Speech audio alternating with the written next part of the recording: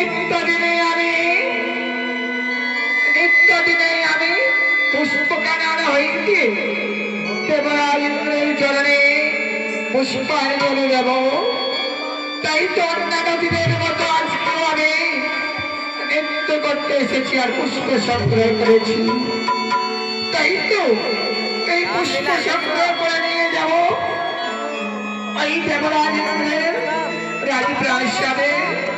তাই তো মহাদেবী নৃত্য করিব দেবরাজের সামনে, তারপরে পুষ্পাঞ্জলি দেব দেবরাজ ইন্দ্রের চরণে। তবে বিলম্ব নয়, ছুটে যায় ওই দেবরাজ ইন্দ্রের রাজপ্রাসাদে, ছুটে যায়। এদিকে দেবরাজ ইন্দ্র এগিয়ে চলেছে রাজ